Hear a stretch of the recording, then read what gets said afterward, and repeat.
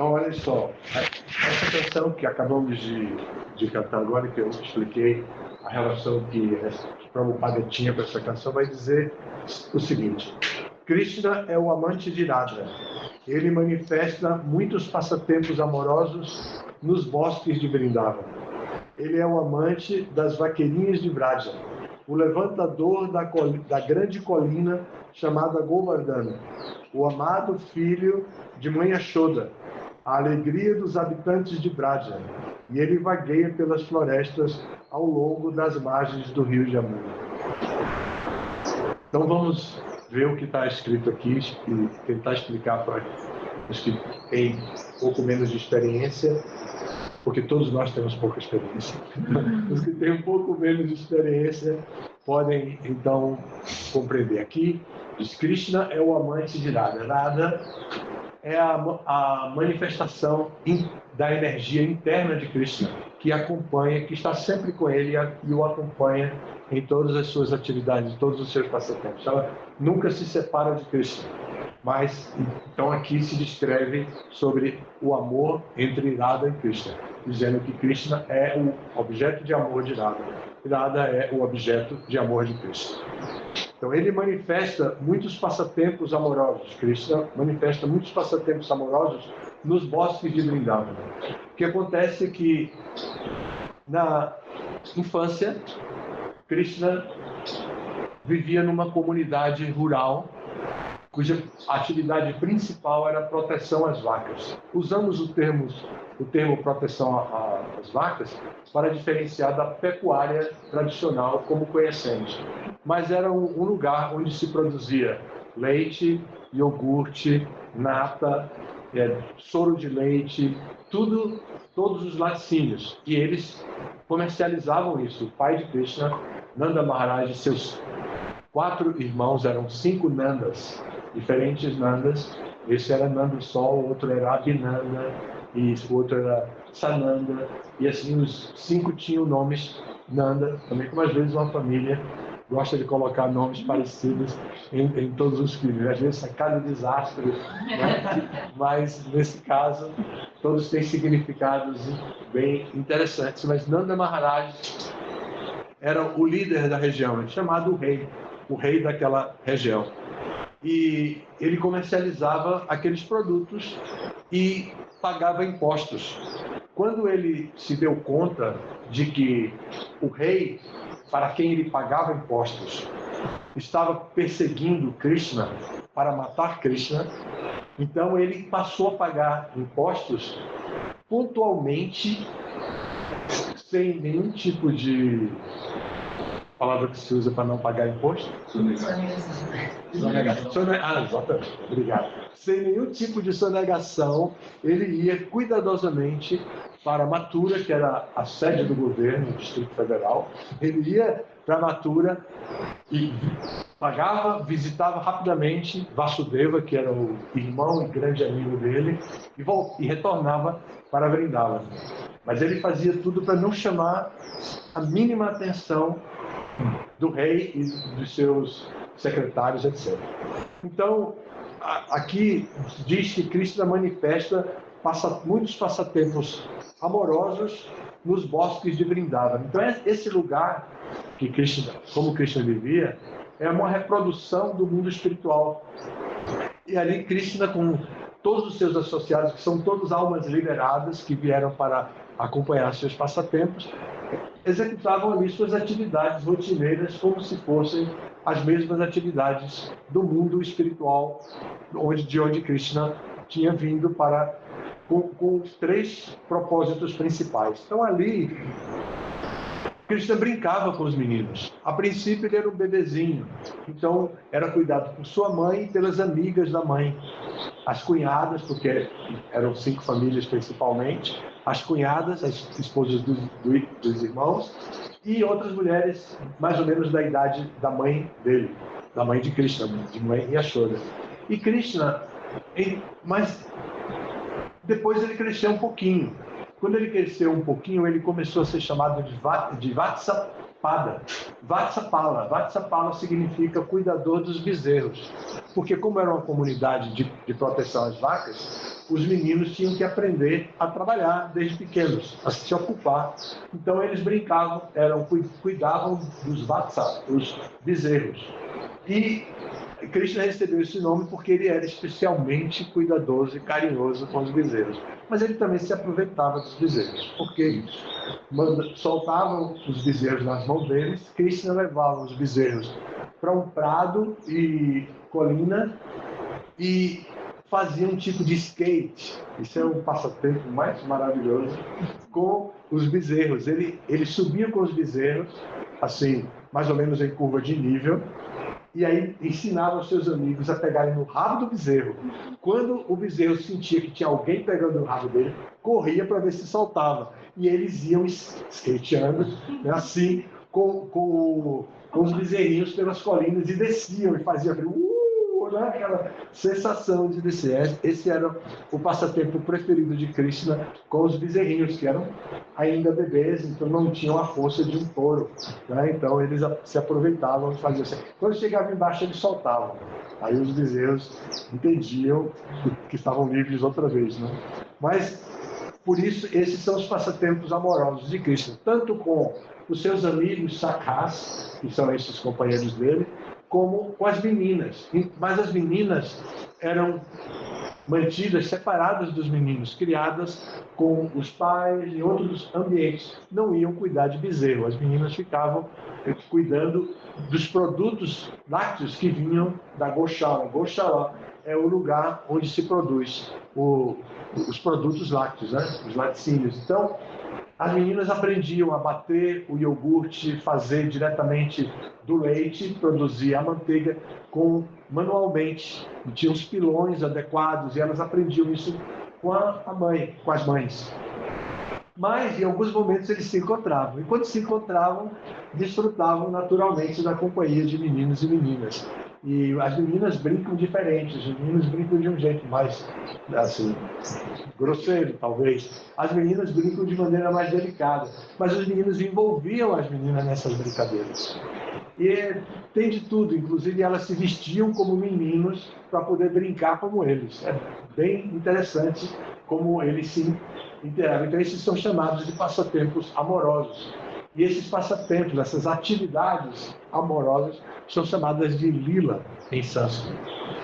Por isso essa canção escreve isso, e quem canta, como nós cantamos essas canções, lembra de Krishna, medita em Krishna, fica com o coração repleto da lembrança de Krishna, que é um processo de bhakti, e então vai ler o livro e dar aula com a sua memória purificada, não lembrando do que quer que seja relacionado com sua própria experiência humana.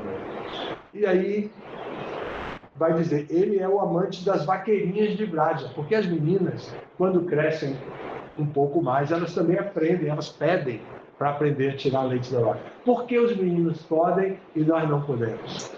Então, as mães e os pais, que são muito cuidadosos, tá bom, então vocês podem ir. E elas aprendem a também ordenhar as vacas. E assim, eles interagem nessa comunidade até mais ou menos Krishna fazer 12 anos de idade, porque Krishna é adotado. Quando ele questiona, e agora? Eu quero conhecer meus pais. Então ele vai para Mathura, o lugar onde ele nasceu. E aí ele vai conhecer os pais, vai conhecer toda a realidade assim cruel que ele, sua família e os pais foram colocados, e ele e o seu irmão Balarama, que o acompanha, decidem fazer justiça com as próprias mãos e questionar o rei. Essa é a dinâmica que estimula todas as atividades de Krishna, os problemas sociais da época. Então, ele também é conhecido aqui como o levantador da grande colina chamada Govardhana.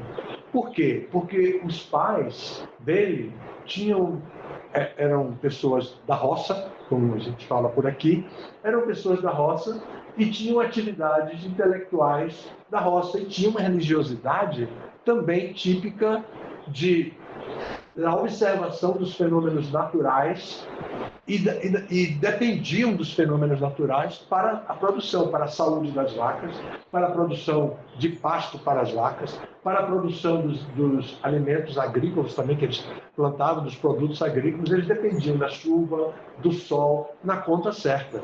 Então eles se relacionavam com os semideuses que controlam todas essas atividades.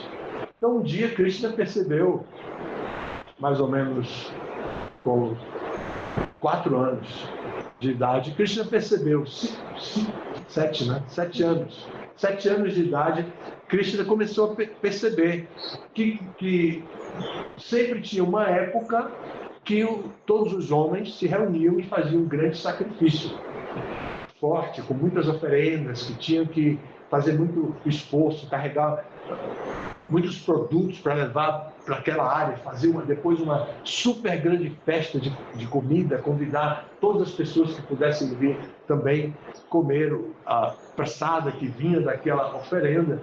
Então ele se aproxima do pai, enquanto o pai está organizando, liderando a organização com todos os homens, ele se organiza e diz: por que você está fazendo esse sacrifício? E o pai se encanta de ver o filho questionando, ver o filho desenvolvendo a inteligência natural dos questionamentos, né?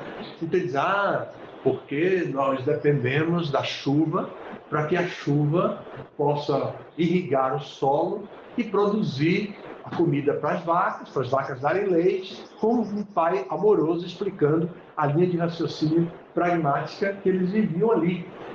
Então o Krishna disse: mas se é Indra, o semideus da chuva, que manda chuva, parece que ele não é muito inteligente. Por que ele joga chuva no rio, que não precisa de água? Por que ele joga chuva nas pedras, nas rochas, que não precisam? E o pai, como muitos pais ficam às vezes com perguntas inteligentes dos filhos, né? Os pais ficam... O pai ficou assim: mas ele é assim, ele tem que ser agradado para poder satisfazer. E Krishna começou a argumentar por quê. De acordo com os Vedas, a religiosidade de Nanda Maharaj, externa, organizacional, praticada no meio social, era de um nível chamado Karma Kanda, que é onde um nível primário de religiosidade, que a pessoa intercambia com Deus trocas de benefícios, de benesses.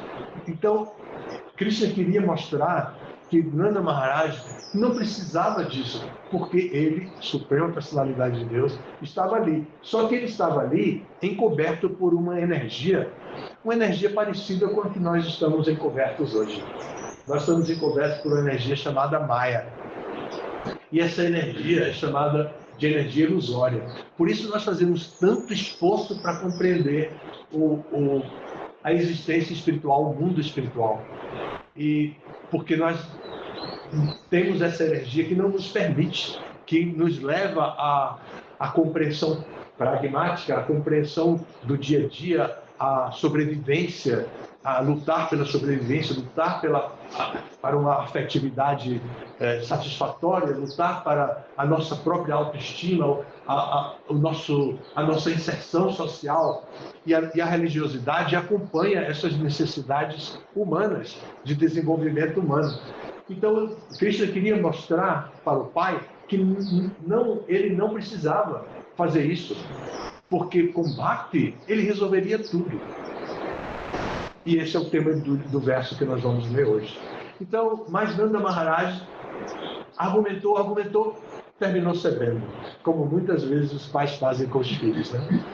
Seja por encantamento pela inteligência, seja por entender, não é bom para ele, seja porque eu posso agora abrir mão para ele aprender também a ser flexível, eu vou ser flexível agora.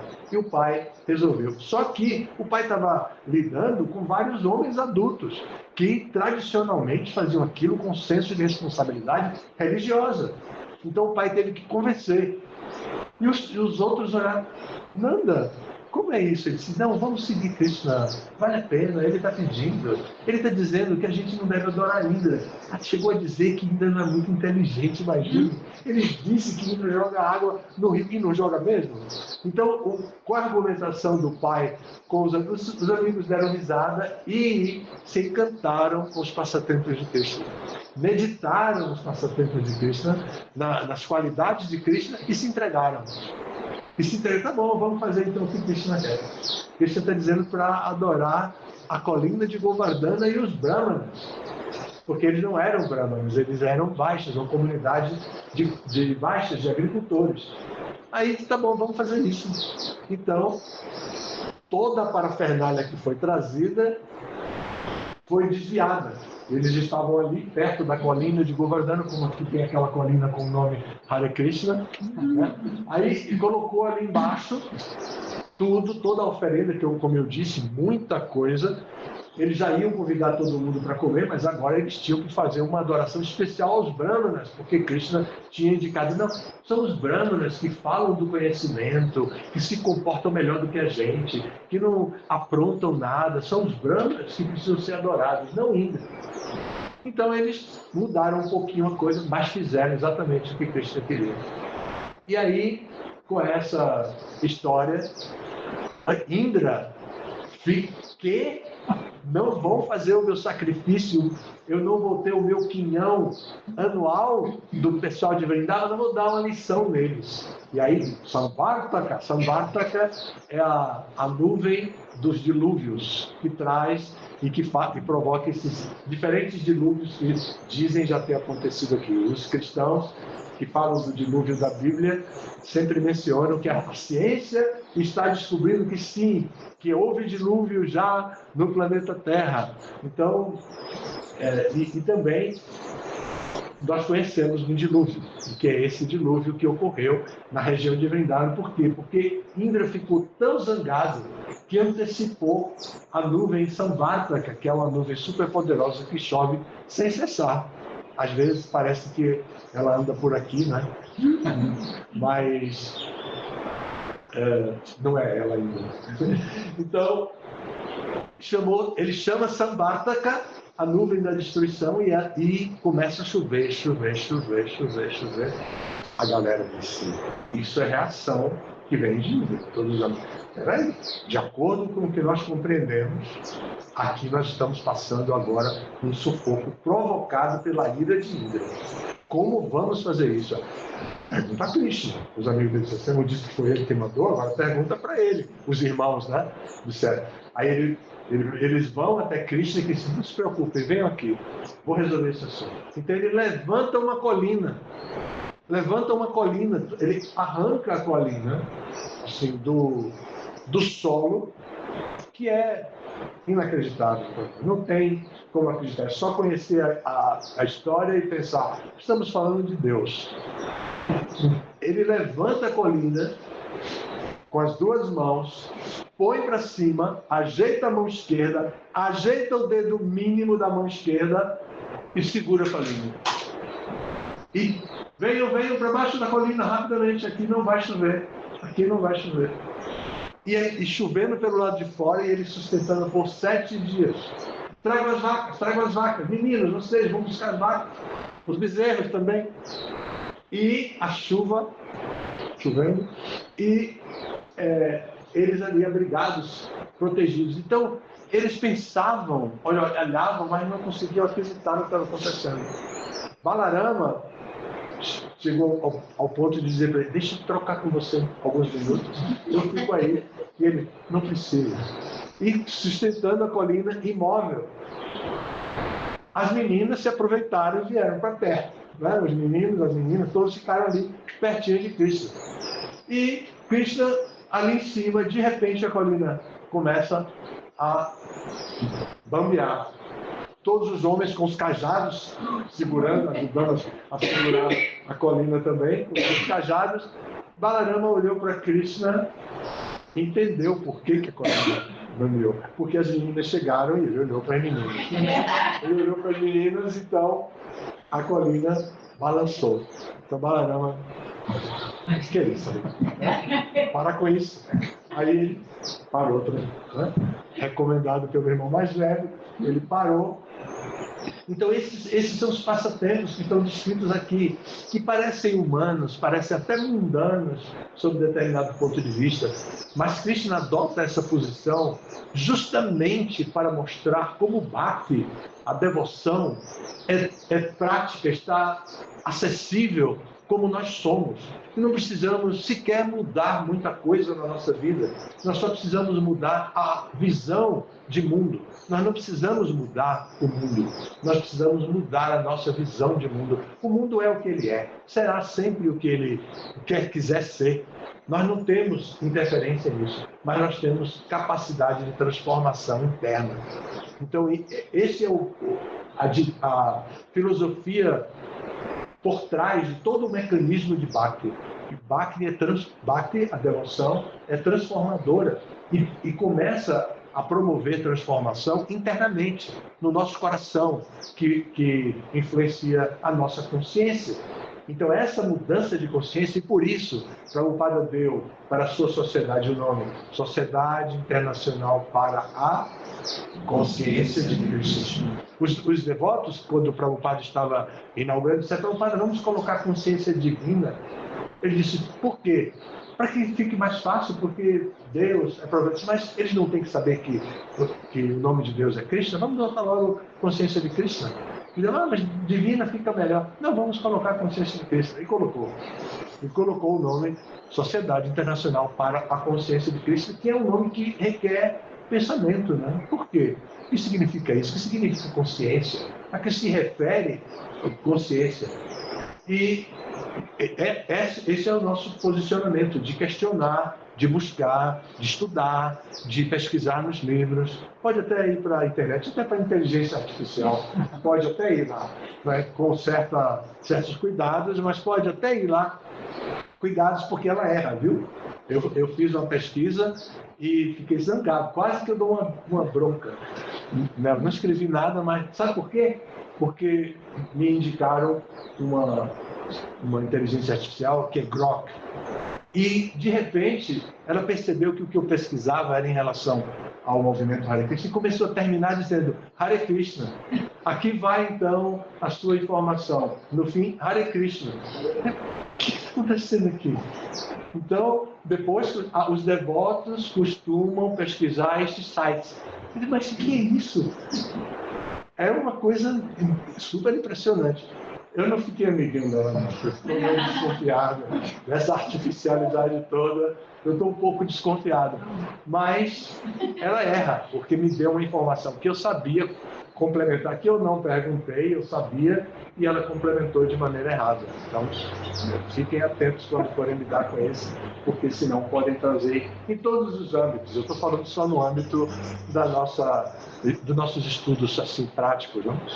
Então, aqui ele é conhecido como o levantador da colina de Govardhana, o amado filho de Mãe Yashoda. Quando Mãe Yashoda teve Krishna, ela já estava um pouco mais velha, porque os casamentos ocorriam com muitos jovens, como no passado no nosso próprio país era assim. Os casamentos aconteciam muito cedo, as meninas tinham filho muito cedo, os rapazes também. Os casais tinham filhos ainda jovens. Então, Mãe Yashoda não tinha filhos. Todos os casais tinham filhos e Yashoda e Nanda não concebiam uma criança. Então, as mulheres mais velhas diziam: deve ter algum problema por aqui, né? Yashoda deve ter algum problema, vamos fazer, toma tal chá, toma não sei o quê, essa poção aqui essa mistura aqui você vai tomar e com certeza você vai... E não vinha, nunca engravidava. Então, as mulheres disseram: não tem jeito, vamos fazer sacrifício para ajudar Yashoda, que ela é a única que não tem filho aqui da nossa turma, vamos fazer um sacrifício. Ninguém mais vai usar brinco, pulseira, anel, nada disso. E a providência divina vai entender que há alguma coisa e vai curar Yashoda para que ela tenha filho. Esse era o pensamento das mulheres. E começaram a fazer esse tipo de sacrifício. Algumas passaram a comer só arroz, outras passaram a comer só cruz, fizeram vários sacrifícios e Mãe Yashoda começou a sonhar com o bebê. E Nanda Maharaj também. Quando eles acordaram super felizes a primeira vez, um olhou para o outro e disse: por que você está tão feliz? Então, você também está feliz. Conversa de casal, né? Você também está feliz. Por quê? Diga primeiro por que você está feliz. Então, ela disse: porque eu sonhei com um bebê.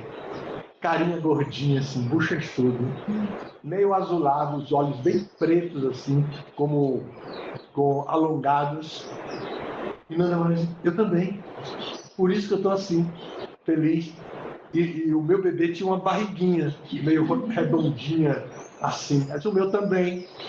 Sonhamos com a mesma pessoa. E mais nada de menino, né? Só sonho. E assim se prolongou, até que, de fato, ela anunciou que estava grávida.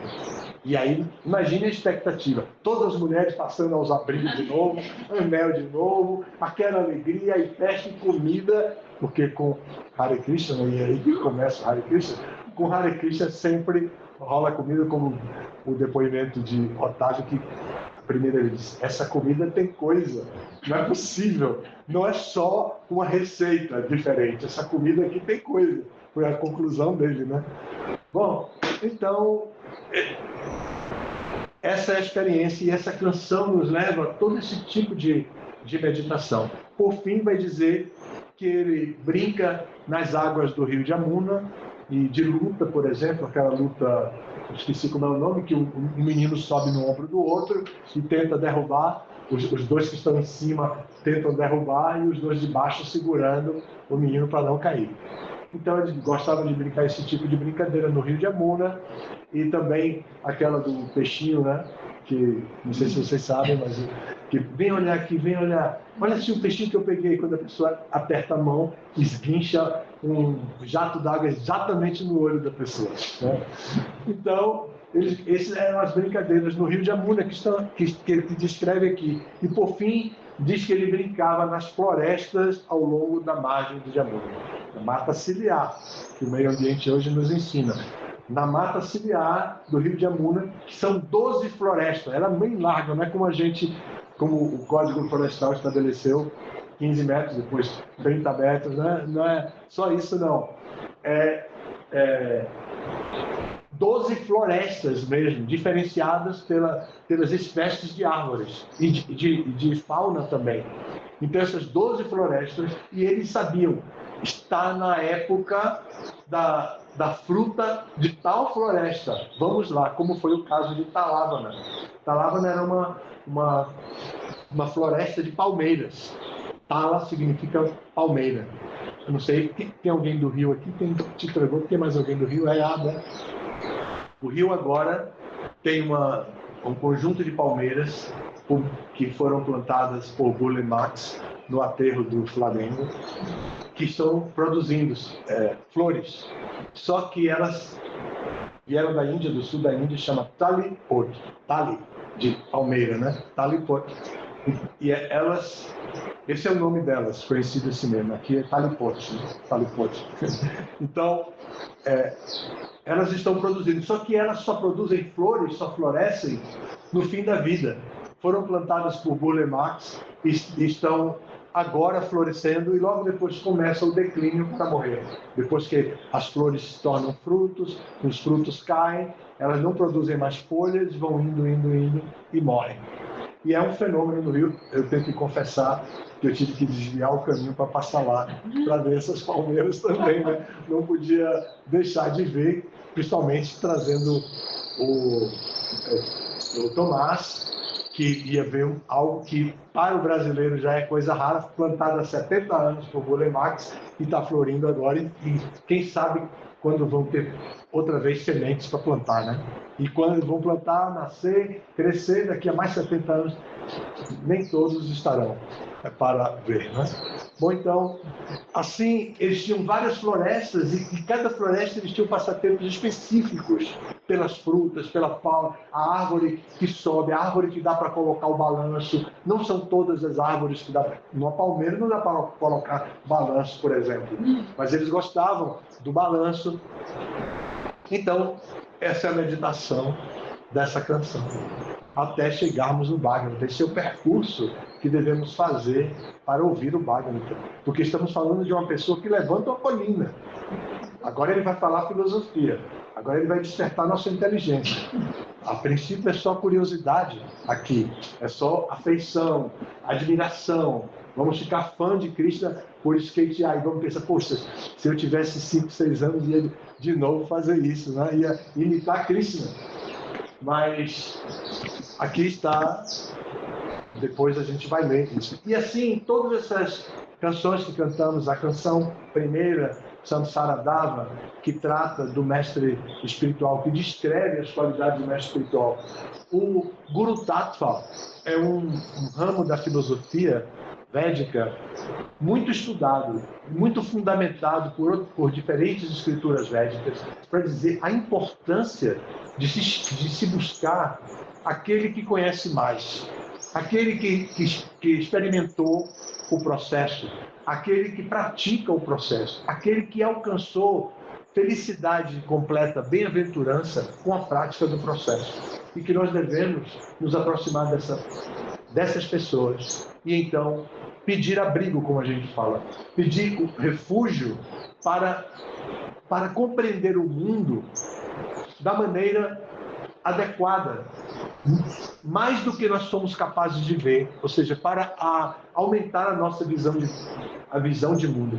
Porque é muito interessante, a visão de mundo é muito particular. Eu lembro perfeitamente quando saí de Recife, na época, do Nordeste daqui do Brasil, para Nova Gokula, para começar expandir o Gurukula, que já havia um Gurukula, para expandir o Gurukula.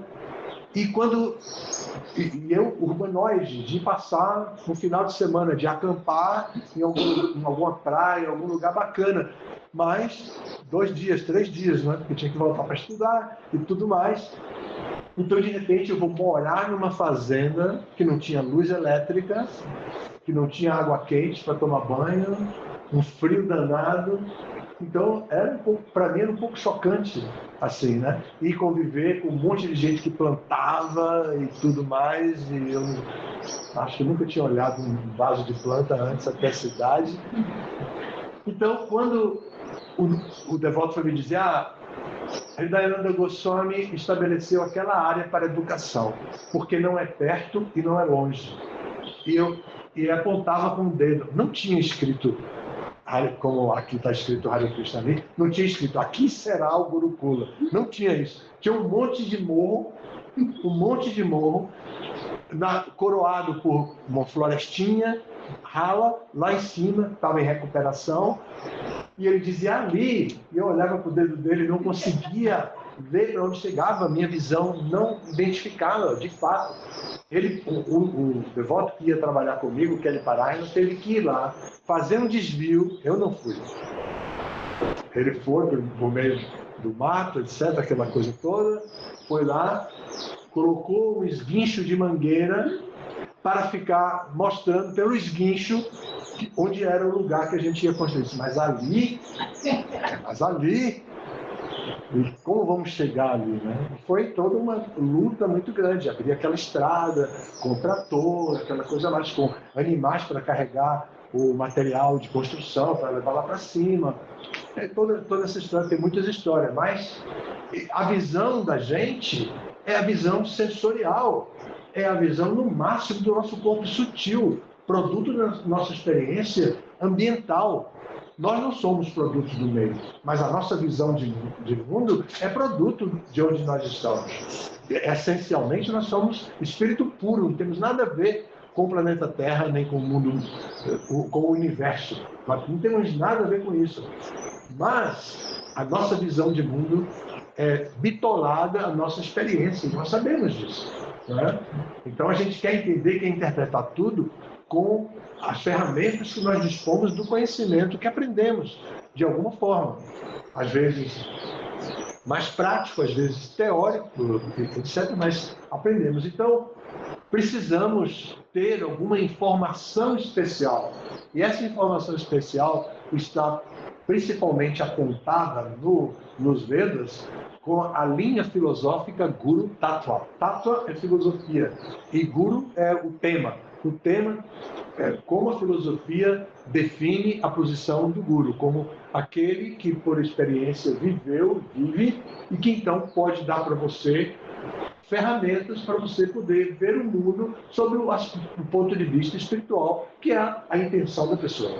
Se a pessoa chega no ponto de dizer, Kim Karam, o que devo fazer? Estou pronto para atuar. O que devo fazer? Que a expressão em sânscrito é essa. Kim significa que, Karam. O que devo fazer, então? O que devo fazer? Então, se a pessoa está nesse ponto, o Guru tem que ter a resposta para dar para essa pessoa. Por isso ele é fiel ao seu Guru anterior, que por sua vez tem que ser fiel ao seu Guru, que é chamado o primeiro, o pai, Guru pai, seria Parama Guru, depois o outro que é Param Param Guru, e assim Param Param Param Param Param, até chegar no Guru original, que é Krishna. Krishna é o Guru original. Foi ele que deu o conhecimento original, através dos Vedas e como a gente estuda o Bhagavata. Então, essa meditação da canção, da primeira canção que nós cantamos, que eu liderei cantando, essa canção foi feita por Vishwanatha Chakravarti, um grande personagem, discípulo especial, genuíno, de seu mestre espiritual, que produziu essa canção inspirado na sua relação com seu próprio mestre espiritual em todo o Parampara. São 8 versos, e vocês podem depois ler, porque senão não vai dar tempo nem de tomar para salva. Se eu começar a falar, vou emendar com amor e confiança, e depois a gente nem precisa sair daqui, né? Pode receber quem ainda não veio, e não come, não toma de jejum, nem nada mais, fica assim, estou brincando, não vou fazer isso. Então, a outra canção que cantamos logo em seguida foi liderada por Baladeva, que tocou Mridanga, de Nrsimha Deva. A canção de Nrsimha Deva foi introduzida posteriormente. Ela é tradicional, mas não foi introduzida por Prabhupada posteriormente. Porque Nrsimha Deva é conhecido como aquele que mudou as leis naturais do universo simplesmente para fazer valer a palavra de seu devoto. Imagine como, no caso de Indra, que jogou chuva, ele mudou as leis do universo. Ele combinou 2 espécies, a espécie felina de leão e a espécie Homo sapiens de homem, juntou, fez um ser monstruoso, que era metade homem, metade leão, para aparecer diante de uma situação dramática que uma criança de 5 anos, estava passando, porque o seu próprio pai não a compreendia e, portanto, queria eliminá-la. Porque ele não falava a mesma linguagem do pai, se tornou uma ameaça para o pai. Então essa canção descreve isso. E então, imagine o que Krishna... E tem mais, ele não modificou só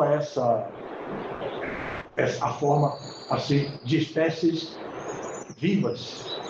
Tinha um pilastra que o rei construiu para viver ali, e ele sabia de que era feita, e ele sabia os elementos que ele tinha colocado naquela pilastra, digamos, ferro, brita, cimento, pedacinho, todo esse tipo de coisa ele colocou ali para fazer aquela pilastra.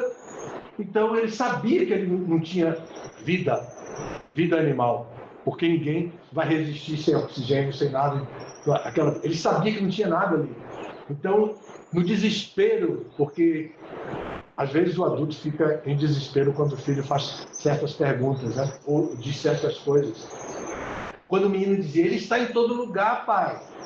Deus está em todo lugar. E ele dizia, ele revoltado, não podia matar o menino com a própria espada, assim, porque já tinha tentado, não conseguiu, mandado outras pessoas fazerem. Ele disse, ele está nessa pilastra. Aí o menino disse, sim, ele está em todo lugar, está aí também. O pai deu um soco na pilastra. E depois pegou e sacou a espada e pá na pilastra. E a pilastra estremeceu, começou a romper, e ele ficou olhando sem entender o que estava acontecendo, e a pilastra começou a romper, e de dentro da pilastra saiu esse monstro, divinos, metade homem, metade leão, que nós adoramos e que é assustador, a forma é assustadora, mas nós compreendemos por inteligência, vencemos o aspecto externo, chegamos a ver beleza nisso, depois de um tempo. É um bom teste para os devotos. Quando começam a ver beleza em Nrsimhadeva, é que a coisa está ficando boa. Então, e aí, Nrsimhadeva aparece e dá o fim a toda essa história. E o menino fica ali, todos os semideuses, olheiros, né? Vendo tudo que está acontecendo. Eu que não vou lá, com essa ira, com essa raiva dele aí, eu que não vou lá. Está muito bravo para mim. Então disseram, vai para lá, vai você, leva essa guirlanda, põe lá para ver se acalma ele. Vocês já viram o filme atual? Está na Netflix, vale a pena. Netflix, né?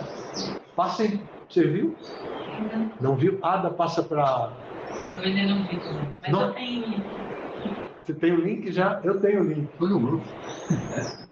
Vale a pena. É muito bonito, muito bem feito, muitíssimo bem feito. A inteligência artificial ajudou muito. É muito bem feito. A luta, para quem gosta de luta, é fantástica. É especial demais. A luta, porque durou 6 horas. Originalmente se diz que durou 6 horas, porque o pai do menino, né, o pai de Prahlada, Hiranyakashipu, ele tinha a bênção de não morrer nem de dia nem de noite. E quando isso aconteceu, era meio-dia, quando o Nrsimhadeva deu um soco, o primeiro soco, era meio-dia. E ele sabia, eu não posso morrer nem de dia nem de noite, eu não vou morrer, ele ainda estava. Então ele lutou com toda a garra, porque ele sabia que eu tenho a bênção de não morrer de dia. Então durou 6 horas. Quando chegou nem dia nem noite, na hora que o sol está se pondo, no ocaso do sol, naquele momento ele apareceu e aí agarrou e terminou a luta, vencendo. Então, essa é a meditação da canção. E Prabhupada introduziu cantar essa canção depois que todo mundo havia saído do templo para um Harinama e jogaram uma bomba no templo. Jogaram uma bomba no templo dos Estados Unidos, não sei qual. Jogaram uma bomba, a bomba explodiu, não tinha ninguém, mas dá para entender o que era. Então, aí Prabhupada disse, está na hora de começarmos a cantar para a Nrsimhadeva. Então sempre cantamos depois dos atos que estão em cima dele. E Prabhupada cantou a canção, ensinou a cantar a canção. E um devoto, como é o nome daquele kirtaneiro primeiro? O sannyasi, e depois... Jani. Vishnu Jana fez a música. Às vezes a gente pensa que essa música, essa melodia é indiana e tal. Não é. Essa melodia foi feita por Vishnu Jana, claro, pesquisando as ragas, etc., da música indiana. Mas essa canção, como Baladeva cantou, é a melodia feita por Vishnu Jana, que apresentou a Prabhupada, e Prabhupada disse, não pode ser melhor, como a canção Govinda, que Prabhupada introduziu. Então, na história da música, da ISKCON, é importante saber que essa música é de autoria, essa melodia é de autoria de Vishnu Jana Swami. Tá bem? Então é isso. Aí depois temos Tulasi Devi. A canção de Tulasi Devi tem o corpo assim externo de uma planta. E nós não somos panteístas, nós entendemos muito bem a diferença entre os indivíduos, entre as entidades vivas. A nossa filosofia não nos dá direito de ser panteístas, de pensar que Deus está espalhado em tudo e que ele perde a sua individualidade. Mas, por alguma razão, deve ser por alguma razão que nós adoramos Tulasi. Tulasi é uma planta que encarna a natureza espiritual de uma das meninas amigas de Radharani, lá de Vrindavana, que falamos que Krishna brinca com as meninas também, lá em Vrindavana, que é Brinda. E Tulasi, Brinda era responsável e é bom que você preste atenção nisso, não sei se vocês já sabem, Brinda era responsável por fazer as guirlandas que Krishna usava quando ia para a floresta. Então as meninas chegavam primeiro, colhiam as flores e faziam a guirlanda. Então Brinda pensou, não, mas tem muita ansiedade nisso. Para que isso? Vou fazer um viveiro de plantas. Então ela foi lá e com palhas e flores e galhos e tudo, fez uma estufa. As meninas, quando os meninos estavam cuidando dos bezerros, elas iam catar flores, faziam a guirlanda, levavam para a estufa, deixavam todas penduradinhas para lá de Krishna, fechavam a estufa que mantinha a temperatura como uma estufa, e depois, quando chegava na hora das brincadeiras, das danças e tudo mais, elas iam lá, as meninas iam em Brinda, Tulasi dizia, pega lá, tá lá, tá do lado direito, aqui vai usar agora, tá do lado direito, sabe? De chefe mesmo, era essa chefe. E ela produz folhas e flores, esses manjaris aqui, que são muito agradáveis ao sabor de Krishna. Então Krishna, quando não queria comer em casa, não quero brincar, não quero comer, a mãe dizia, olha, vou colocar uma folhinha de tulasi. Aí, tá bom, então eu como. E assim foi quando ele foi ficando adulto e tudo, sempre, toda a comida de Krishna tinha que ter uma folhinha de tulasi, que nem baiano que tem que comer com pimenta. Mal comparado, claro, mas Krishna, então, prestigia o serviço devocional de Brinda, e nós, devotos, prestigiamos o serviço devocional puro feito por Tulasi Devi até hoje.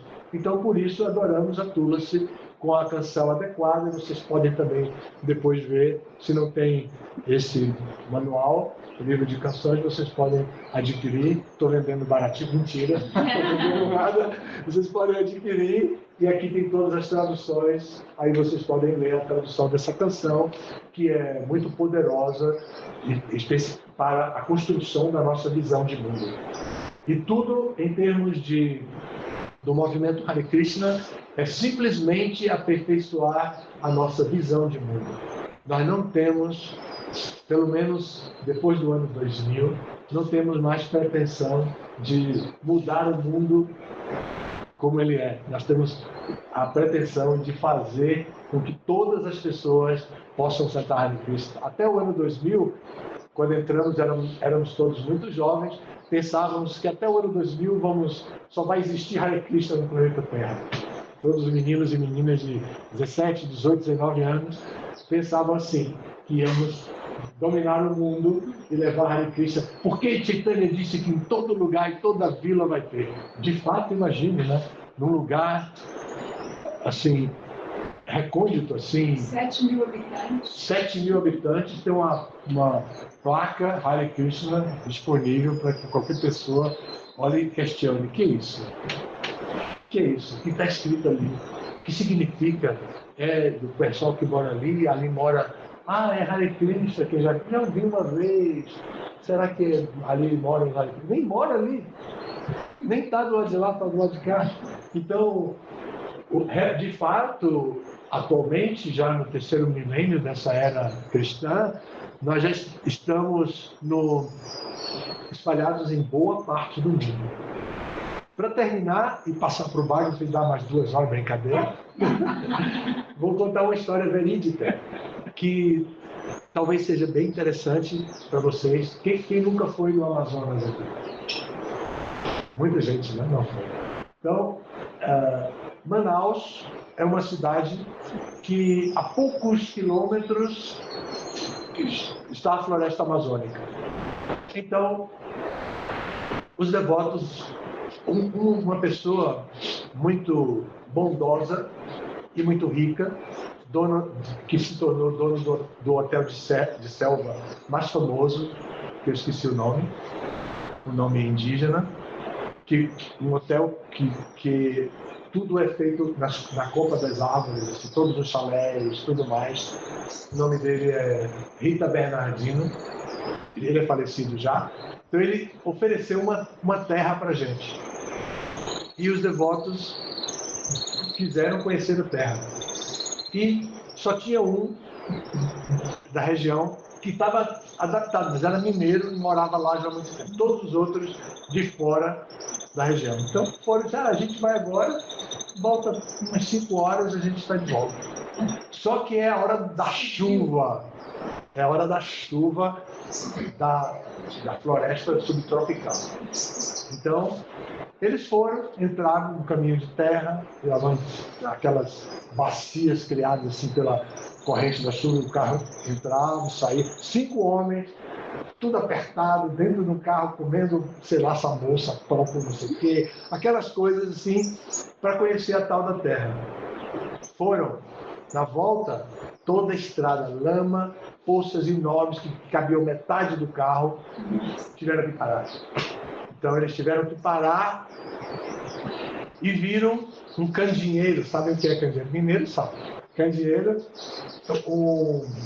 uma lamparina a querosene.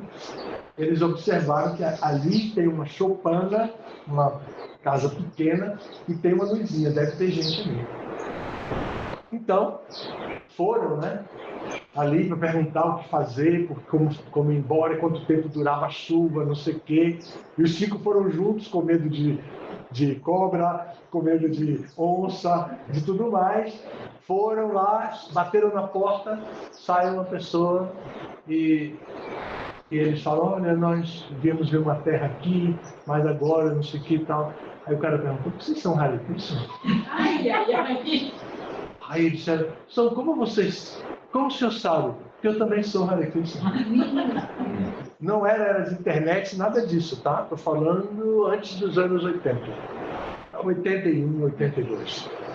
Aí ele disse, eu nunca vi um Hare Krishna, mas eu sou Hare Krishna porque eu li um livro, comprei um livro em Manaus, quando eu fui lá, e aí entrem.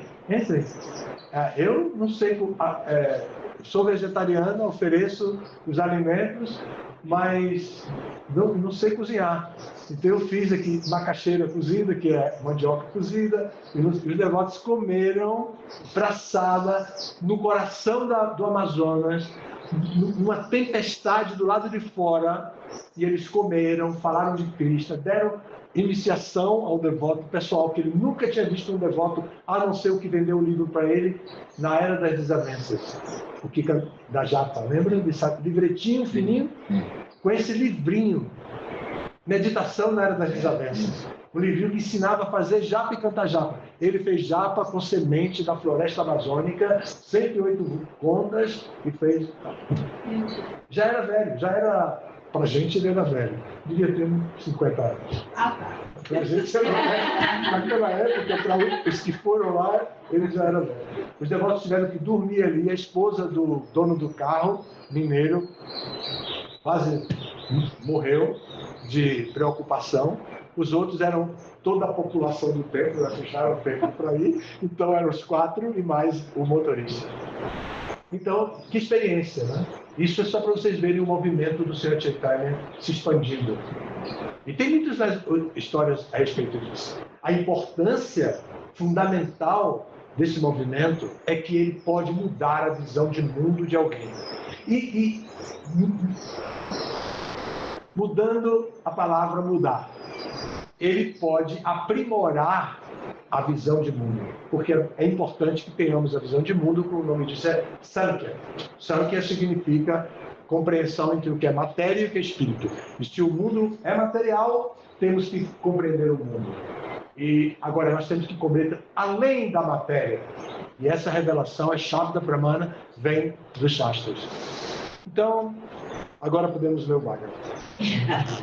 Om Namo Bhagavate Vasudevaya. Om Namo Bhagavate Om Namo Bhagavate Vasudevaya. Om Namo Bhagavate Vasudevaya.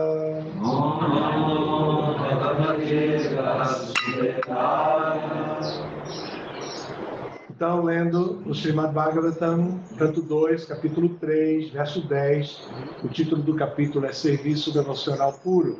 Akama Sarvakama Moksha Kama Udaradhi Ivrena Bhakti Yogena Yajeta Purusham Param.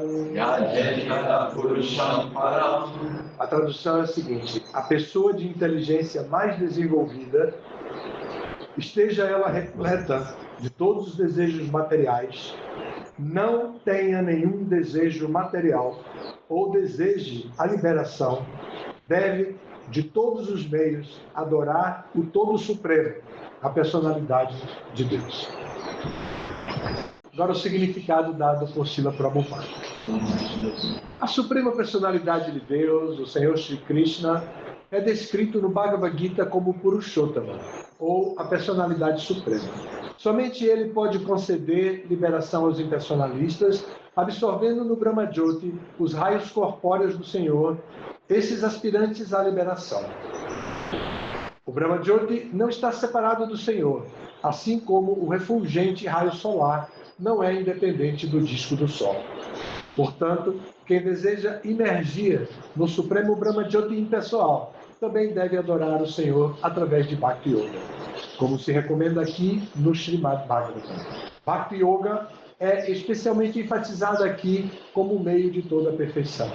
Nos capítulos anteriores, afirmou-se que Bhakti Yoga é a meta última de Karma Yoga e de Jnana Yoga. E, da mesma maneira, neste capítulo declara-se enfaticamente que Bhakti Yoga é a meta última das diferentes variedades de adoração a diferentes semideuses. Bhakti Yoga, sendo assim o supremo meio de autorrealização, é aqui recomendado. Todos devem, portanto, adotar com seriedade os métodos de Bhakti Yoga, muito embora alguém deseje o gozo material ou libertar-se do cativeiro material. A Kama é aquele que não tem desejo material. O ser vivo, sendo naturalmente uma parte integrante de todo o Supremo, Purusham Param, Purusham Purnam, tem como função natural servir o Ser Supremo, assim como as partes integrantes do corpo ou os membros do corpo destinam-se naturalmente a servir o corpo completo. A ausência de desejos, portanto, não significa ser inerte como uma pedra, mas que a pessoa é consciente de sua verdadeira posição e assim deseja apenas a satisfação do Senhor Supremo. Em seu Sandarbha, Srila Jiva Goswami explica essa ausência de desejos como Bhajaniya Parama Purusha Sukha Matra Sukha Matra Sukhatvam. Isso significa que a pessoa deve sentir-se feliz somente experimentando a felicidade do Senhor Supremo. Essa intuição do ser vivo às vezes se manifesta mesmo durante a etapa em que ele está condicionado ao mundo material. E as mentes não desenvolvidas de pessoas menos inteligentes expressam essa intuição sob a forma de altruísmo, filantropia, socialismo, comunismo, etc. No campo mundano, procurar fazer o bem aos outros que vivem na sociedade, comunidade, família, nação ou pertencem à raça humana é uma manifestação parcial do mesmo sentimento original, no qual uma entidade viva pura sente felicidade com a felicidade do Senhor Supremo. Esses sentimentos primorosos foram manifestados pelas donzelas de Brajamuni, que queriam a felicidade do Senhor. As gopis amavam ao Senhor e não exigiam nada em troca. E essa é a manifestação perfeita do espírito Akama. O espírito Kama, ou desejo de satisfação pessoal, exibe-se plenamente no mundo material, ao passo que o espírito de Akama manifesta-se plenamente no mundo espiritual. Quem pensa em tornar-se uno com o Senhor ou emergir no Brahma-Jyoti também pode estar manifestando o espírito Kama, se ele deseja sua própria satisfação, libertando-se das misérias materiais. O devoto puro não quer liberação só para aliviar-se das misérias da vida. Mesmo sem a aparente liberação, o devoto puro procura satisfazer o Senhor, influenciado pelo espírito Kama. Não. Influenciado pelo espírito Kama, Arjuna recusou-se a lutar no campo de batalha de Kurukshetra, porque, interessado em sua própria satisfação, queria salvar seus parentes. Mas, sendo um devoto puro, ele aceitou a instrução do Senhor e concordou em lutar, porque voltou à razão e compreendeu que satisfazer o Senhor, sacrificando sua própria satisfação, era seu dever primordial. Assim, ele tornou-se Akama. Esta é a fase perfeita do ser vivo perfeito. O Dharadi aplica-se a alguém que tem uma ampla perspectiva. As pessoas com desejos de gozo material adoram pequenos semideuses, e o Bhagavad Gita 7.20 condena essa inteligência como Hrita Jnana, a inteligência de alguém que perdeu o juízo. Sem a sanção do Senhor Supremo, os semideuses não podem outorgar nada a ninguém. Portanto, a pessoa com visão ampla pode ver que a autoridade última é o Senhor, mesmo quando se refere a benefícios materiais. Nessas circunstâncias, a pessoa com visão ampla, mesmo que deseje gozo material ou liberação, deve passar a adorar diretamente o Senhor.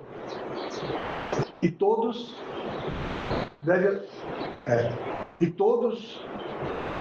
quer se trate do Akama, Sakama ou Mokshakama, devem adorar o Senhor com muita diligência.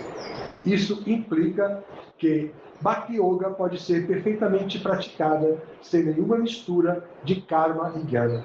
Assim como o raio solar puro é muito potente e, portanto, é chamado Tivra, do mesmo modo, a Bhakti Yoga puramente, sob a forma de ouvir, cantar, etc., pode ser realizada por toda e qualquer pessoa, não importa qual seja a motivação interna.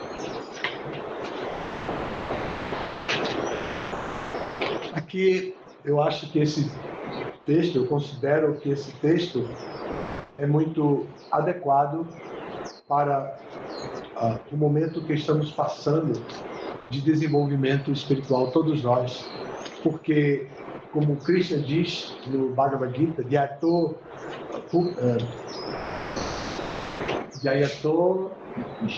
Vishayam, sentido, né? Dhyato Vishayam Pulsana, que pela contemplação dos objetos dos sentidos, nós desenvolvemos apego por esses objetos. E a partir daí, nós nos dedicamos ao gozo dos sentidos. Essa é a realidade que nós estamos. Mas, como antes falei, explicando as canções, e agora está aqui, ampliando a nossa visão de mundo, aperfeiçoando a nossa visão de mundo através das informações que vêm das escrituras reveladas por Krishna, nós podemos modificar o nosso destino.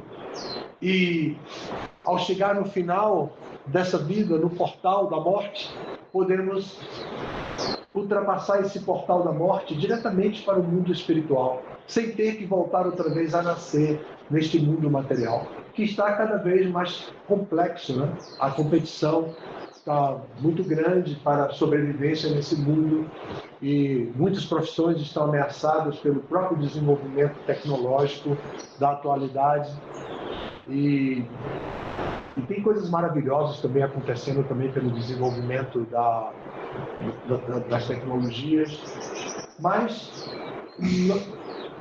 no que se refere a nós temos a oferta de Prabhupada para Bhakti Yoga. E esse verso vai dizer: se você tem um pouco de inteligência a mais, ou seja, se você se interessa pelo que é transcendental, então ainda que você seja cheio de todos os desejos, queira desfrutar da vida, ou se você seja livre de qualquer tipo de desejo já, que você já pratique yoga, já esteja adotando para si mesmo um caminho de liberação dos apegos materiais, ainda assim, se você deseja liberação, que é a salvação, que é uma coisa muito típica de muitas religiões que demonstram, que usam a salvação como mote para poder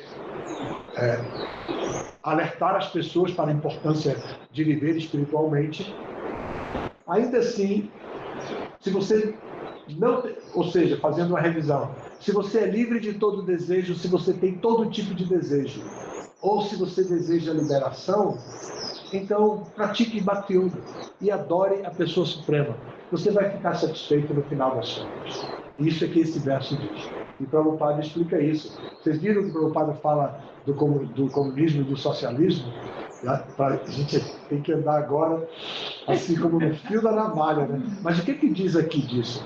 Pessoas com pouca inteligência como esses que se dedicam a todas essas coisas, inclusive, imagina, arrasou com a gente, né? Ele diz assim, olha só, essa intuição do ser vivo às vezes se manifesta mesmo durante a etapa em que ele está condicionado ao mundo material. E as mentes não desenvolvidas de pessoas menos inteligentes expressam essa intuição sob a forma do altruísmo, filantropismo, socialismo, comunismo, etc. Me senti ofendido, desculpa. Só dizendo que vai na semente dos nossos condicionamentos, de toda a nossa capacidade de idolatrar as grandes ideologias desse mundo. Tá bom? Mas não vamos falar disso. O importante é que Bhakti Yoga se aplica para todo, para comunistas, né, para socialistas, para capitalistas, que não foi mencionado, mas também etc. Está no etc. O Prabhupada colocou. E por aí vai, tá bom?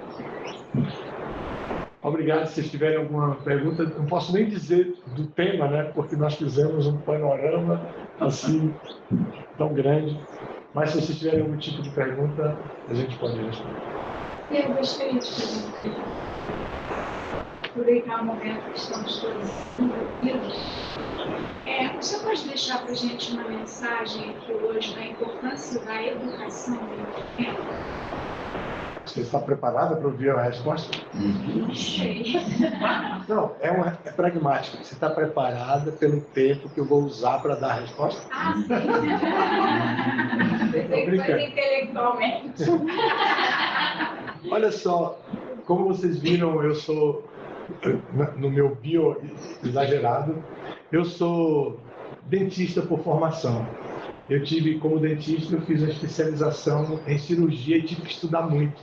Então eu fui para a universidade de volta, pedi no departamento de anatomia para eu estudar melhor a anatomia da cabeça e do pescoço, porque eu precisava disso para a minha especialidade.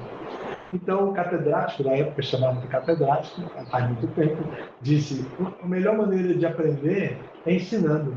Vem ensinar com a gente. Aí eu fui ensinar anatomia e estudar também anatomia. Fiquei ensinando e fiquei pensando, que interessante ensinar. Mas eu falava tanto de que era interessante ensinar que, cá entre nós, eu despertei uma situação assim perigosa dentro da minha própria casa. Eu era casado e eu tinha 23 anos. E a anatomia se dá no primeiro ano de faculdade. E as meninas tinham 18 e 19 anos. E eu chegava dizendo, ensinar é uma maravilha, eu estou apaixonado por ensinar. E minha esposa olhava e dizia, que história é essa? Ah, você está gostando demais de ensinar, não é? Tá. Então, o resto você já sabe. Eu tive que deixar a faculdade de ensinar nesse momento e fui trabalhar. E trabalhei por alguns anos, depois me tornei devoto, né? Assim, já era devoto, mas eu fui morar no templo e fui para... saí de Salvador, fui para Recife e de lá me dediquei ao Sankirtan, à organização do Sankirtan, começamos a ganhar maratonas, essa coisa bacana do Sankirtan, você conhece muito bem. Então, fomos para um festival em Nova Gokula e Hridayananda Maharaj, que era o GBC, disse: o nosso Gurukula, nós temos um Gurukula aqui. O nosso Gurukula precisa crescer. Nós temos... a educação é a parte principal do nosso movimento. Isso é Hridayananda Maharaj falando em 83. E eu ouvi aquilo tudo. Depois, no final das contas, ele disse, todo mundo foi saindo, ele disse: você pode ficar para falar com você? E ele disse: eu queria que você ficasse para tocar o Gurukula. Agora imagine, Gurukula é educação infantil. Eu não levava o menor jeito para a criança, pelo meu próprio temperamento, mais reservado, grave, normalmente. Eu não tinha nenhum jeito, não sabia nada, nunca tinha pensado nisso, né? Então, meu irmão era a minha autoridade. Ele era o secretário regional. Eu era um simples devoto a essa altura em Recife, liderando o Sankirtan. Então ele disse: não, Tia Deva, ele está campeão de Sankirtan lá, o grupo dele está ganhando todo o Nordeste, livro pequeno, ganhamos no Brasil e não sei o que mais. Começou a dar os resultados dele. Excelente, mas pense nas crianças. As crianças precisam de desenvolver essa escola. Então, resumindo a história, eu fiquei na escola ali, e como eu acho que eu falei um pouquinho antes, eu não tinha a mínima identificação com Nova Gokula, com o ambiente de Nova Gokula. Meu único abrigo era a parte religiosa, que era idêntica, que eram as deidades. E as deidades de Nova Gokula são belíssimas, Radha Gokulananda. E eu não tinha com quem conversar. Todo mundo era mais novo do que eu, assim, em experiência e tudo. Não tinha como revelar a mente em confiança, como ontem o Tomás explicou um pouco. Então eu ficava ali numa situação bem difícil, me abriguei nas deidades e sinto que fui acolhido em intuição, em paz interior, por Radha Gokulananda. Eu sempre digo que Radha Gokulananda foram as deidades que me acolheram. Depois eu instalei outras deidades no Brasil, mas Radha Gokulananda foi a deidade que me acolheu. E eu fui me pacificando e comecei a me interessar. Tá bom, se é para fazer uma escola, vamos fazer uma escola reconhecida pelo MEC. Essa era a minha cabeça. Vamos fazer uma escola reconhecida. Para fazer uma escolinha assim, confessional, de vila e tudo, vamos fazer uma escola bacana, que traga todo mundo da cidade para estudar aqui, que dê atenção para os vizinhos. Ah, mas os vizinhos não são devotos. Não tem problema, a gente vai ensinar conhecimento material. Ah, mas o Prabhupada queria uma escola que ensinasse conhecimento. A gente vai ensinar o conhecimento espiritual também, mas a gente vai ensinar o conhecimento material. Não, mas Prabhupada disse que era só um pouco de aritmética e um pouco de leitura. Digo, mas Prabhupada disse isso, mas também disse, eu já estava estudando, né? Prabhupada também disse que se a escola pudesse ser registrada e não afetar o nosso segmento espiritual, que pode registrar a escola, eu vou registrar a escola. Foi uma briga dos pecados, assim, mas eu encarei, estava vindo do sangue quente já, né? A essa altura, para poder, na competição, ganhar, a gente tem que encarar a concorrência. Então eu fui, vamos reconhecer a escola, e comecei a pesquisar como se constrói uma escola. Aí a BBT, na época, que estava encarregada de dar... Isso está sendo gravado? Está sendo gravado? Sim. Eu nunca contei isso assim. Acho, de certa forma, é importante, eu já estou bem velhinho. Então, não está sendo... Se está sendo gravado, não tem... Também. Eu digo porque eu nunca contei esses detalhes. E são verídicos. Né? Então, aí comecei a pesquisar para reconhecer a escola. Fui na delegacia de ensino, não era secretaria ainda. Pinda era uma cidade muito pequena, Pindamonhangaba. e eu fui na delegacia de ensino, fui atendido por um senhor, depois eu fiquei sabendo que era uma grande autoridade da Igreja Católica, autoridade secular, mas da Igreja Católica. A região é toda muito religiosa, católica, por causa de Aparecida do Norte, que está ali, vizinho. Então, ele me disse, eu sei que vocês têm uma escola clandestina. Eu disse, não é exatamente clandestina. Não, é clandestina. Não, é porque é uma escola, as crianças nem têm 7 anos ainda, e o governo não exige 7 anos para entrar, nem tem 7 anos. Então a gente está ali ensinando algumas coisas. O nome disso é escola clandestina. Eu disse, caramba, que cara bravo, né? Na educação, geralmente isso é de outras áreas, na área da educação, essa braveza toda. Aí fiquei quieto, disse, tá bom, como é mesmo? O prédio tem que ser assim. Cara, como vai ser? Aí o DDT disse, vamos ajudar na construção, mas eu andei pesquisando isso, tem uma casa de madeira pré-fabricada que pode ser construída em 40 dias, sei lá o quê, e vamos fazer isso, isso é excelente, eu pensei, né? Vamos fazer pelo menos a primeira casa, aí fomos lá nesse lugar, abrimos a estrada, aquele lugar que eu contei, apontando e tal. E na hora de assentar a casa era assentada como 70 centímetros acima do solo, porque tudo era toda de madeira, então, para proteger. Um devoto com experiência de construção em si, Maharaj, constrói um andar embaixo, levanta com pilares, não sei o que, constrói a casa no primeiro andar e embaixo a gente faz sala de aula. Aí eu, meu Deus, que coisa bacana! E a casa chegando, né? Tá, quando vieram os prospectos, assim será a sua casa lindona e tal. Tá bom, então vamos fazer isso. Aí batalhar para conseguir dinheiro para poder construir a parte de baixo da casa. Construímos as pilastras, as paredes, e quando os caras chegaram, disseram, bom, vocês não disseram que era assim. Eu disse, não, mas está tudo bem. Tem um engenheiro aqui que disse, era o mestre de obras, a gente promoveu para engenheiro instantaneamente. Aí ele disse que estava bom, aí o cara lá observou, ele se entendia. Vishwakarma foi lá e foi ele que construiu a base, tudo, né? Imagina, o nome dele é Vishwakarma, que é o arquiteto dos semideuses. Ele era mestre de obra, mas virou lá e o arquiteto dos semideuses. Aí a gente construiu essa parte de baixo, sem reboco. Você não sabe aquela imagem de favela que me incomodava terrivelmente. Dia após dia, era ver aquelas paredes e eu sofria, até quando a gente conseguiu rebocar por fora. Isso pelo menos não tinha janela a princípio. E era chão batido, mas estava rebocado por fora. Então, de longe, de perto, o que fosse, a gente já não tinha aquele choque visual.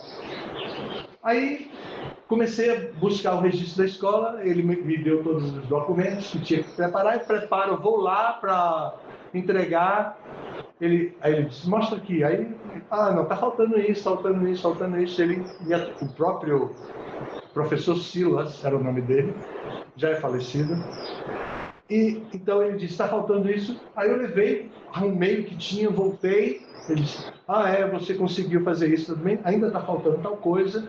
Eu disse, mas a gente não pode dar entrada já? Ele disse, não, porque terminou no dia 30 de outubro o prazo. Aí eu disse, não tem outro prazo para dar entrada? Mas, não, agora só no próximo ano abre não sei quanto. Aí eu fiquei queimadíssimo com ele, né? Porque eu estou no pique, o camarada disse, agora só para o ano. Aí eu disse, me aguarde, vamos fazer aí. Preparamos tudo. No ano seguinte, eu fui no último dia, 15 minutos antes de fechar o expediente, com o advogado do lado, e disse, está aqui a documentação. Aí a menina disse, interessante, você trouxe, mas o professor Silva não está. Eu disse, não tem problema, pode protocolar depois. Mas ele disse que o seu caso só com ele. Eu disse, então chame ele. Ele não pode vir não, ele já saiu. Então protocole. E tinha um homem mais maduro assim, sentado, ela olhou para ele e fez: o rapaz está certo. Vou repetir o que eu disse outro dia. O rapaz, eu era rapaz. O rapaz está certo. Aí ela, pá, protocolou, pá, carimbou. E eu saí com uma via ali, a nossa via super feliz que tinha. Agora eu sei que entrou num sistema comum. O camarada ficou um arara, como a gente fala. Ficou super zangado. Mas registramos a escola. Depois de tudo, todas as vezes, tem muita coisa, mas depois de tudo, eu falei isso recentemente em Nova Mucula. Registramos a escola e fizemos, no final das contas, gradualmente, uma escola registrada da primeira série do curso, na época do primeiro ano, agora do curso fundamental até o terceiro ano do ensino médio. Mas tínhamos também maternal, que não era registrado, mas tínhamos o maternal para os professores, as mães que tinham filhos pequenos, deixavam na escola. E a mesma galera que não gostava de química, física, biologia, toda essa história, matemática, e queria só aritmética, da matemática queria só aritmética, ficou bem feliz que a gente registrou a escola. E depois muitos alunos, muitos pais, tivemos muitos alunos em muitas épocas. Acho que a maior concentração de alunos foi 100 e poucos alunos ao mesmo tempo. Mas muitos saíam, porque os pais iam por causa da escola, mas não se adaptavam à fazenda, saíam, levavam os filhos, e levavam o quê? A transferência. Né? Levavam a transferência para matricular em qualquer escola, e era o que eu dizia. Porque eu quero que essas crianças tenham o direito normal de qualquer pessoa, qualquer cidadão, de estudar onde quiser e que possa levar transferência. Um detalhe, vocês agora existe avaliação para saber se o nível de escolaridade de uma criança, existe um monte de coisa. Antes de Fernando Henrique não existia nada disso. Eu estou falando dessa época. Foi Fernando Henrique que introduziu, como presidente, que introduziu essa reforma do ensino, em que podia ter aceleração, meninos mais velhos, que estão no terceiro ano, mas já está com 14 anos de idade, estão ainda no terceiro ano do fundamental. Então, ele que introduziu essa aceleração. Até antes, entra no primeiro ano e vai. Segundo ano, terceiro ano, quarto ano, a depender, mesmo que tenha sido atrasado. E a realidade dos devotos e das pessoas na região rural é outra. Então, eu entrei na educação, sim, só que gostei do assunto de estudar, o que foi isso em 83, estou até hoje. Né? Então, saímos e fui para o Nordeste. Agora eu quero trabalhar com adulto, porque o adulto é o pai da criança. Então eu quero trabalhar com o pai da criança. E comecei a fazer isso, já estamos há 25 anos, com o Instituto de Aula Adulta, que passaram mais de 500 alunos. As turmas iniciais foram muito cheias, agora as turmas são menores. A turma desse ano graduou 10 alunos apenas. Talvez por causa da inteligência artificial, estou brincando, não é por isso não. Mas a turma desse ano graduou 10 alunos, mas é isso. Então tivemos... E a educação dentro do movimento é fundamental importância, porque senão o movimento vira uma religião.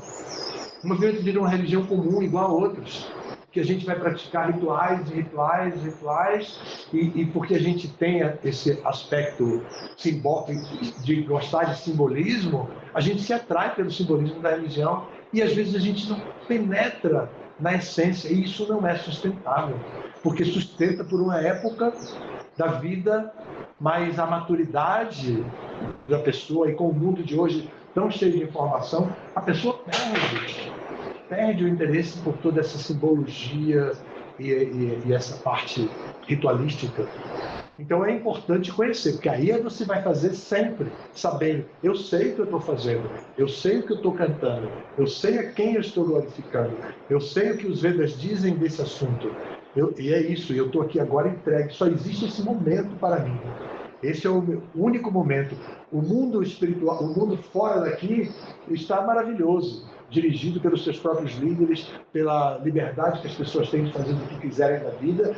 E eu estou aqui agora com essas pessoas, e o assunto que tem é esse. O que eu tenho é adorar tudo se deve. Eu vou regar tudo se deve, porque eu sei que regando tudo se deve eu me libero de muitos pecados, de muitas manias internas que eu tenho, de muitos vícios de viver nesse mundo, vícios materialistas. Então eu vou regar, vou circunambular Tulasi. A gente vai seguir. Então a importância da educação é a mudança da visão de mundo. A gente tem a melhor. Quando a gente aprende um idioma, eu tenho essa experiência pessoal de ter acesso a tanto conhecimento quando a gente aprende outro idioma. Né?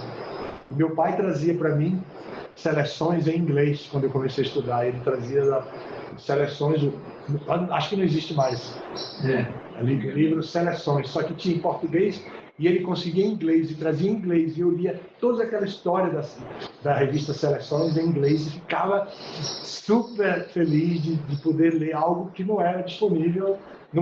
Acho que no tempo meu pai trazia só em inglês, não trazia em português. Era bem legal.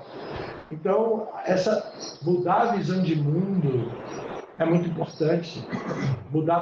Aprimorar a visão de mundo. Né? Porque introduzir a contemplação dessa característica espiritual que as religiões falam. E com todo respeito a todas as religiões, a gente vai seguindo e encontrando a ciência espiritual. No nosso movimento apresenta uma ciência espiritual que está nos Vedas, o Upanishads, os Puranas e tudo mais. Tá bem? Paramos por aqui. Muito obrigado a todas as glórias acima pela parte. Obrigado a todos vocês.